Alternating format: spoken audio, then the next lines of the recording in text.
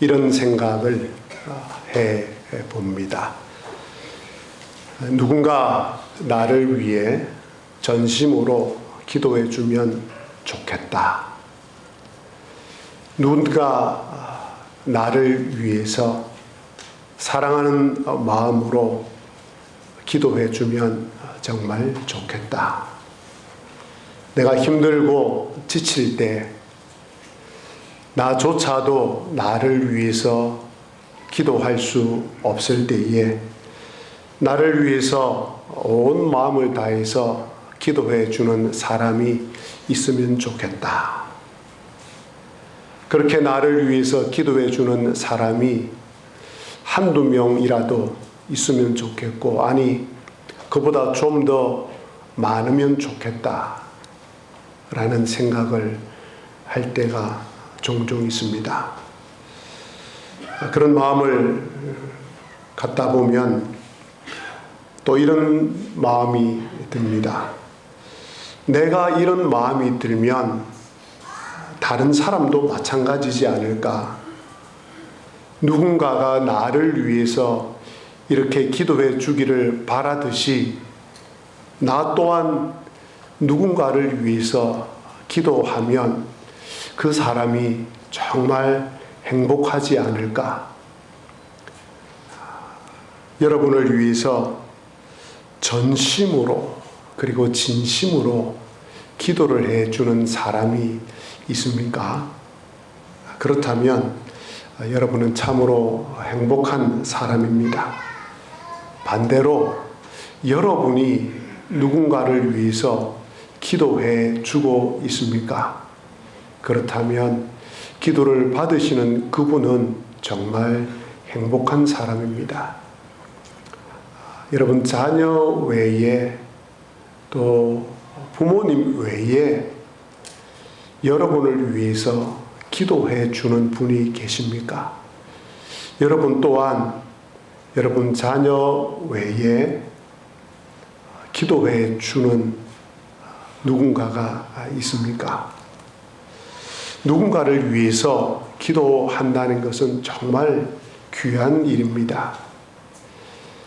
자신을 위해서 기도하는 것도 힘이 들고 또 자신의 삶도 버텨내고 견뎌내기가 참 힘이 드는데, 자신을 위해서만이 아니라 자신의 가족, 자녀를 위해서만이 아니라 또 다른 누군가를 위해서 온 마음을 다해서 사랑을 담아서 기도한다는 것은 참 어려운 것 같습니다.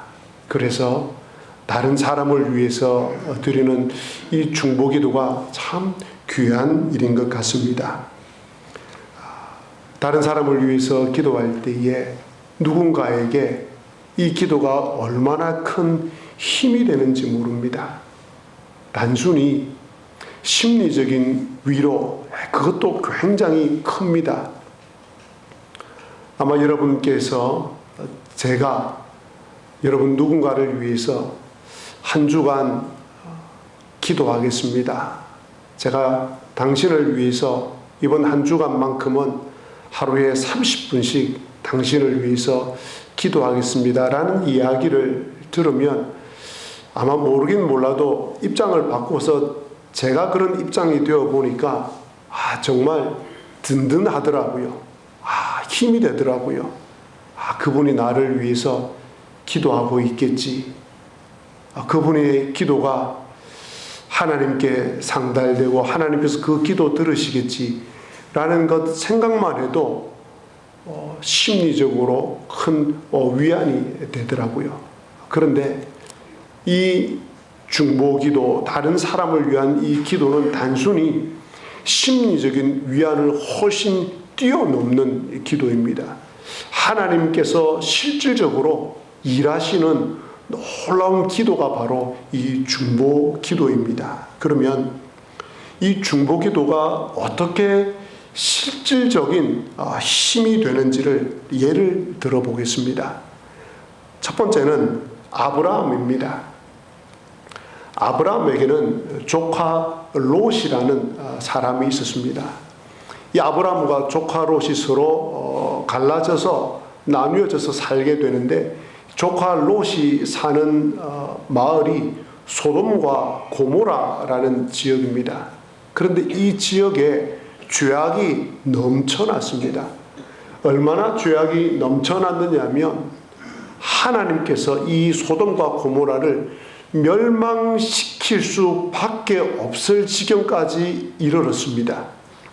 하나님께서 이 소돔과 고모라를 멸망시키기 위해서 내려오셨는데, 이 이야기를 아브라함에게 미리 이야기를 해줍니다. 아브라함아, 내가 저 소돔과 고모라가 너무 죄악이 관영해서 내가 벌해야 되겠다라고 이야기를 합니다. 그러자 아브라함이, 아니 하나님, 그 성에 죄 없는 사람도 있을 터인데 죄 있는 사람하고 없는 사람 다 합쳐서 멸망시키면 그건 너무하지 않습니까? 라고 이야기를 합니다. 그러자 하나님께서 그래, 그러면 어떻게 하면 좋겠니? 라고 하자 아브라함이, 하나님, 저 성 안에 50명의 의인이 있으면 저 성을 멸하지 말아 주십시오. 그래, 내가 그렇게 할게. 가만히 생각해 보니까 50명이 좀 많거든요. 하나님 45명으로 내릴게요. 하나님 40명으로 좀, 하나님 30명, 하나님 20명, 하나님 정말 죄송한데 10명만이라도 하나님 보시기에 의인이 있으면 저 성을 멸하지 말아 주십시오. 그런데 이 소돔과 고모라 성 안에 하나님 보시기에 의인 10명이 없었습니다.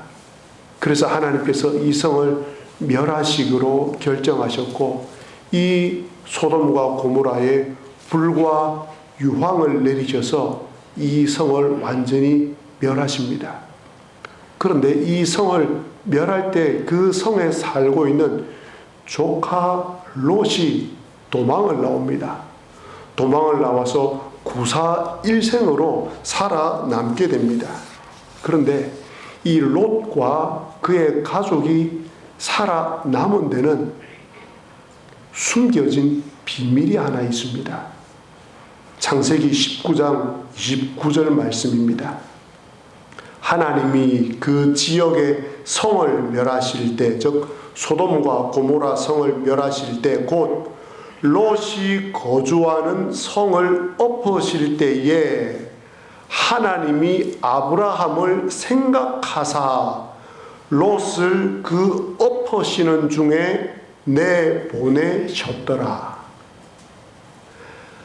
하나님께서 롯이 거주하는 이 성을 엎으실 때에 하나님께서 아브라함을 생각하사, 롯을 생각하사가 아니고 아브라함을 생각하사 롯을 건져 내셨다라고 말씀을 하고 있습니다. 여기에 아브라함을 생각하사라는 이 자카르라는 이 히브리어 단어는 기억하다라는 단어입니다.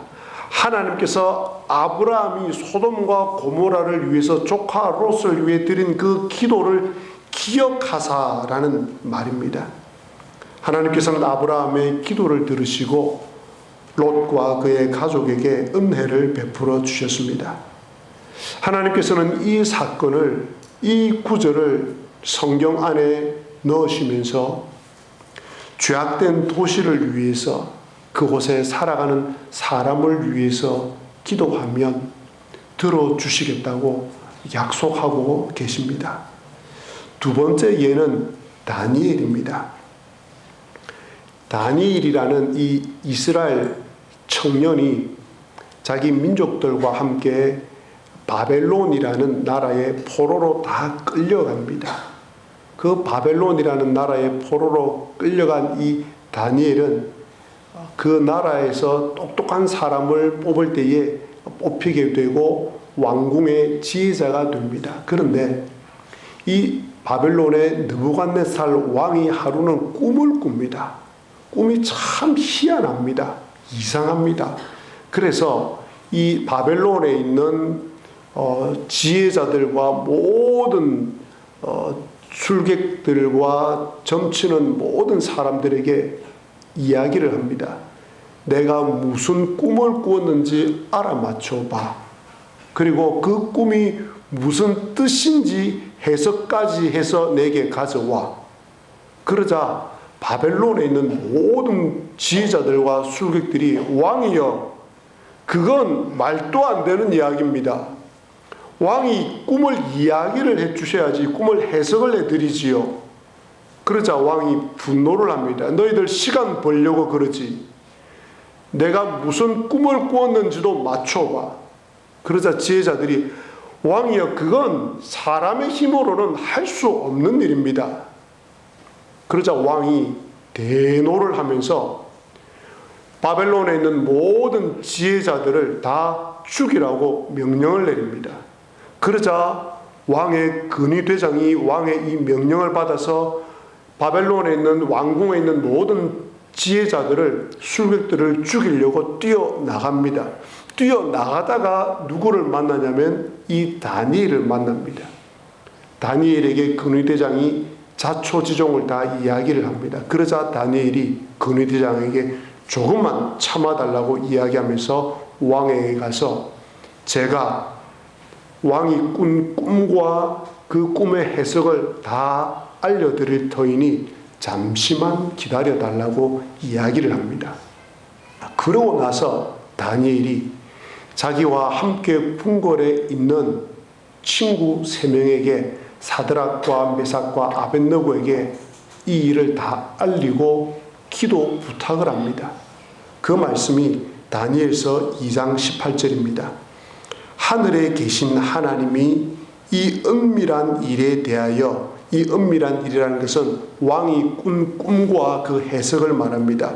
이 은밀한 일에 대하여 불쌍히 여기사, 즉 그 이 왕이 꾼 꿈과 그 해석을 알려주시기를 바란다는 것입니다. 다니엘을 불쌍히 여기사 알려주시기를 바라고, 그리고 다니엘과 친구들이 바벨론의 다른 지혜자들과 함께 죽임을 당하지 않게 하시기를 그들로 하여금 구하게 하니라. 3명의 친구에게 부탁을 하는 겁니다. 하나님께서 나를 불쌍히 여겨서 이 꿈을, 그리고 그 해석을 알게 해 주시도록 너희들 좀 기도해 줘.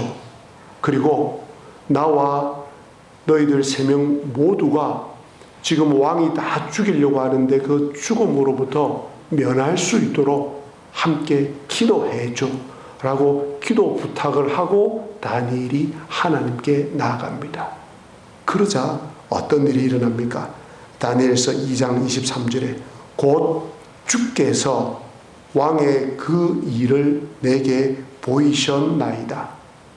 하나님께서 다니엘의 친구들의 기도와 다니엘의 기도를 들으시고 느부갓네살 왕이 꾼 꿈과 그 해석을 하나님께서 다니엘에게 보여주십니다. 하나님께서 이 말씀을 우리에게 보여주시면서 우리에게 위기의 순간, 위급한 순간, 큰 일이 있을 때에 다른 사람에게 기도를 부탁하라고 말씀하십니다. 망설이지 말고, 주저하지 말고, 미안해하지 말고 하나님께 기도 부탁을 다른 친구에게 요청을 하라고 이야기를 합니다. 3번째 예는 예수님입니다. 예수님께서 이제 죽으실 때가 가까이 다가옵니다. 그러자 제자들이 예수님께서 정치적인 메시아, 즉 정치적인 왕으로 등극을 하면 자기들이 예수님을 따라다녔기 때문에 이제 한 자리 다들 하려는 생각을 갖습니다. 그러면서 내가 더 높은 자리를 차지해야 될 텐데 라는 마음이 들면서 제자들 모두가 어떤 논쟁을 하냐면, 야, 우리 중에 누가 제일 크지? 이제 그 말은 제일 큰 사람이 예수님께서 정치적 메시아가 되면 제일 높은 자리에 오를 수 있다는 말입니다. 그 싸움이 벌어집니다. 예수님은 지금 십자가 앞에 죽음을 앞두고 있는데 제자들은 누가 큰지에 대해서 싸움이 벌어집니다. 그러자 예수님께서 얘들아, 무릇 섬기는 자가 큰 자야. 내가 섬기러 왔다. 세상의 왕들은 주장하고 자기 마음대로 하는 사람을 높은 사람이요 큰 자라고 하지만 하나님 나라는 섬기는 자가 큰 자야 라고 하면서 그 12제자 가운데 최고의 수제자이기도 하고 형님뻘이기도 하고 어쩌면 정치적 메시아로 예수님께서 등극하게 되면 제일 높은 신하의 자리에 오를 수 있는 위치에 있었던 베드로, 그 베드로에게 예수님께서 경고를 하십니다. 누가복음 22장 31절과 32절에 베드로야, 사탄이 너희들을 무너뜨리기 위해서 지금 체질을 하고 있다. 체질을 하고 있는데 내가 너를 위하여서 너의 믿음이 떨어지지 않기를 기도하고 있다. 너는 믿음을 돌이킨 후에 다른 형제들을 굳게 해라 라고 말씀을 해주십니다. 예수님께서는 베드로의 믿음이 떨어지지 않도록 기도하셨습니다. 그 결과 베드로는 비록 예수님을 모른다고 3번 부인했지만 그러나 그의 믿음과 그의 영혼은 여전히 그리고 끝까지 보존이 되었습니다. 4번째 예는 사도 바울입니다. 사도 바울의 이 중보기도는 사도 바울이 기록한 서신서 곳곳에 나타나 있습니다. 아주 많이 나타나 있습니다. 무슨 말이냐면 사도 바울은 이 중보기도에 대한 힘과 이 응답에 대한 확신이 아주 분명했기 때문입니다. 그 중에 하나 예를 들면 바울 사도가 에베소 교회 성도들을 위해서 기도하는 대목입니다. 바울 사도가 에베소 교회 상황을 다 듣습니다. 듣고 나니까 그 교회에 문제가 참 많거든요. 그래서 그 이야기를 듣고 에베소 교회에게 편지를 씁니다. 편지를 쓰면서 에베소 1장 16절에 이렇게 말을 합니다. 내가 기도할 때에 기억하며 너희로 말미암아 감사하기를 그치지 아니하고 내가 기도할 때에 너희를 기억하고 있다. 그리고 너희들로 말미암아서 감사하기를 그치지 않고 너희들을 위해서 계속 기도한다라고 하면서 어떻게 기도하느냐 하면 내가 이렇게 기도한다라고 하면서 쓴 내용이 에베소서 1장 17절부터 19절 말씀입니다. 이 내용이 정말 우리에게 도전이 되는 중보기도의 내용입니다.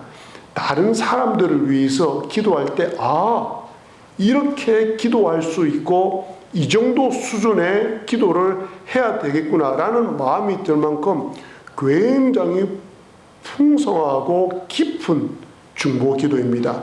한번 들어보시기 바랍니다. 우리 주 예수 그리스도의 하나님 영광의 아버지께서 지혜와 계시의 영을 너희에게 주사 하나님을 알게 하시고 너희 마음의 눈을 밝히사 그의 부르심의 소망이 무엇이며 성도 안에서 그 기업의 영광의 풍성함이 무엇이며 그의 힘의 위력으로 역사하심을 따라 믿는 우리에게 베푸신 능력의 지극히 크심이 어떠한 것을 너희로 알게 하시기를 구하노라 라고 기도를 하고 있습니다. 사도 바울의 이 중보기도는 그저 그들이 닥친 어려움을 주님 해결해 주옵소서라는 기도를 훨씬 뛰어넘어서 하나님 에베소 교인들 그들을 주님께서 기억하여 주셔서 그들이 예수님을 왜 믿고 있는지 그리고 예수님을 믿게 되었을 때 그 풍성함이 무엇인지 그리고 우리 주 하나님의 그 크고 놀라우신 능력과 위력이 어떠한지를 하나님 저들에게 깨닫게 하여 주십시오. 저들의 마음을 열어주십시오. 저들의 눈을 열어주십시오. 라고 바울 사도가 기도하고 있습니다. 저는 이 기도를 대할 때마다 저뿐만 아니라 우리 모든 성도님들이 서로를 위해서 기도할 때 이 기도를 늘 마음에 생각하면서 기도했으면 좋겠다라는 생각을 갖고 있습니다. 마지막으로는 아론의 축복의 기도입니다. 이 기도는 민수기에 나오는 기도입니다. 민수기 6장 24절에 보면 여호와는 내게 복을 주시고 너를 지키시기를 원하며 여호와는 그의 얼굴을 내게 비추사 은혜 베푸시기를 원하며 여호와는 그 얼굴을 내게로 향하여 드사 평강 주시기를 원하노라 라는 기도가 나옵니다. 이 축복의 기도는 아론과 그의 제사장들이 이스라엘 백성들을 위하여서 드리는 축복의 기도문이요 축복의 중보 기도문입니다. 하지만 실제로 이 기도는 아론이 이스라엘 백성들을 향해서 드리는 기도가 아닙니다. 하나님께서 아론을 통하여서 이스라엘 백성들에게 축복해 주고 싶은 그 축복의 약속입니다. 그 약속을 하나님께서 아론과 그 제사장들을 보고 너희들이 이 기도문을 내 이름으로 나를 대신해서 이스라엘 백성들에게 축복을 빌어주라라고 이야기를 하셨습니다. 민수기 6장 27절입니다. 그들은 이같이 내 이름으로, 즉 제사장들은 이같이는 앞에 제가 읽어드렸던 이 축복의 내용입니다. 이 제사장들은 이같이 내 이름으로, 하나님의 이름으로 이스라엘 자손에게 축복할지니 내가, 즉 하나님께서 내가 그 복을 주리라. 제사장들이 이 축복의 기도문으로 이스라엘 백성들을 향해서 축복하면서 기도하지만 실제로 복을 주시겠다 하시는 분은 하나님이시라는 겁니다. 내가 아론의 이 축복의 기도를 듣고 이스라엘 백성들에게 축복을 해 주시겠다고 말씀을 하여 주십니다. 그러므로 이 축복의 기도를 여러분들이 서로 해 주시기를 바랍니다.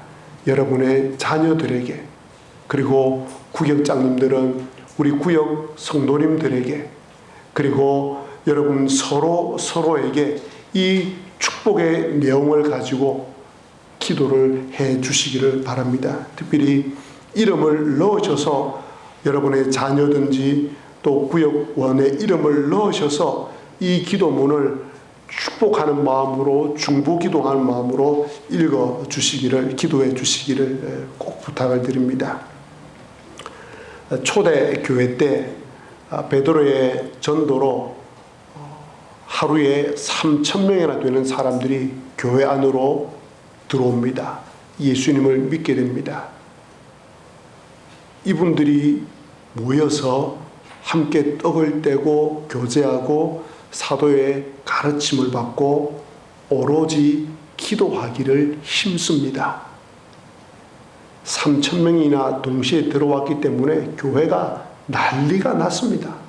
먹을 것도 제대로 없고 입을 것도 제대로 없고 공간이 부족해서 이게 어려운 일이 한두 가지가 아닙니다. 예를 들어 보십시다. 지금 이 예배당에 한 100여 분 계시는데 100 좀 더 되겠네요. 근데 여기에 한 1,000명이 온다 생각해 보십시오. 이게 의자를 가져와야 되고부터 해가지고 식사 준비부터 해가지고 어려운 일이 한두 가지가 아닙니다. 해결할 일들이 너무 많습니다. 이 모든 것들을 두고 초대교회 성도님들이 오로지 기도하기를 힘썼습니다. 모든 문제들과 또 서로를 위해서 유대인들로 있다가 예수를 믿어 놓으니까 얼마나 핍박이 심했겠습니까? 그런 사람들을 위해서 서로 기도해주고 이런 분위기였습니다. 그런데 놀랍게도 그렇게 했을 때, 사도의 가르침을 받고 오로지 기도하기를 힘썼을 때에 놀랍게도 많은 사람들로부터 교회가 칭송을 받습니다. 그리고 하나님의 이름이 존귀하게 되고 하나님께서 많은 사람들을 예루살렘 초대교회에 보내어 주십니다. 사랑하는 교우 여러분, 우리 지세포 교회, 주님의 몸된 지세포 교회의 영광이 초대교회 때처럼 다시 회복되기를 간절히 바랍니다.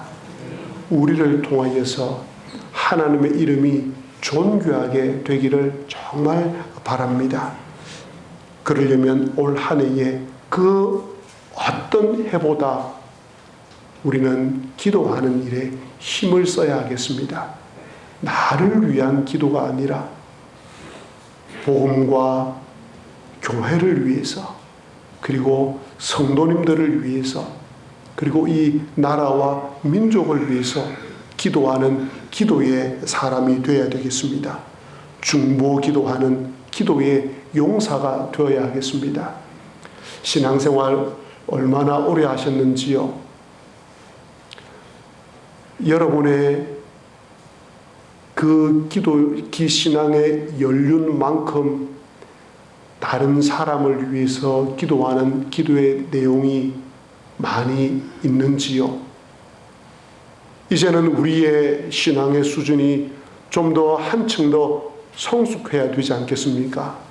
그 성숙한 기도는 나만을 위한, 내 자녀들을 위한 기도가 아니라 그것을 뛰어넘어서 성도들을 위해서, 그리고 교회를 위해서, 이웃을 위해서, 이룬면과 지세포를 위해서, 이 나라와 민족을 위해서 기도하는 기도의 용사입니다. 그런 기도의 내용들을 기도 수첩에 한번 써 보시기를 바랍니다. 그래서 여러분들 기록한 그 기도 수첩을 보면서 성도님들을 위해서, 또 믿음이 연약하거나 낙심하여서 나오지 못하는 성도님들을 위해서 그 수첩을 보면서 매일매일 기도해 보시기를 바랍니다. 야고보서 5장 16절 말씀에 의인의 간구는 역사하는 힘이 크다고 하셨습니다. 하나님께서 여러분들의 기도를 들으시고 놀랍게 역사하실 것입니다. 올 한 해는 여러분 든든하셔도 됩니다. 힘을 내셔도 됩니다. 마음껏 어떤 일이든지 마음껏 교회 가시고 마음껏 달려가셔도 됩니다. 왜냐하면 여러분들을 위해서 기도하는 기도의 사람들이 많이 있기 때문입니다. 제가 주보에 넣어두었는데, 올 한 해에 우리 교회에 위급한 일이, 또 어렵고 큰 일이 있을 때마다 즉각 기도할 수 있는 119 중보기도 팀이 있습니다. 그 사건을 접하게 되면 제가 119 중보기도팀에게 문자를 다 보낼 것입니다. 그러면 그 문자를 받아들고 119 중보기도팀이 그 위급한 기도를 가지고 기도할 것입니다. 그리고 일주일에 한 번씩 모여서 기도하는 또 중보기도에 지원하신 분들이 있습니다.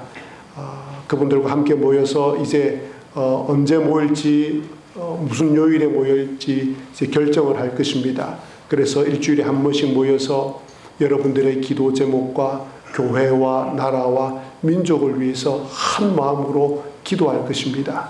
하나님께서 그 모든 기도를 들으시고 여러분 개인과 가정과 우리 교회에 하나님께서 놀라운 일을 행하실 것입니다. 기대하시기 바랍니다. 두려워하지 마시고 올 한 해는 담대하게 나아가시기를 바랍니다. 중보기도 팀들만 그리하면 되겠습니까? 아니지 않습니까? 바로 없기는 이 자리에 계신 여러분 모두가 중보기도의 일꾼, 기도의 용사들이 되셔서 여러분들이 드리시는 그 기도로 말미암아 온 백성에게 칭송받는 지세포 교회, 교회의 영광이 다시 회복되고 하나님의 이름이 존귀하게 되는 역사가 중보 기도하시는 여러분으로 말미암아 시작되기를 주님의 이름으로 간절히 기도합니다. 아멘.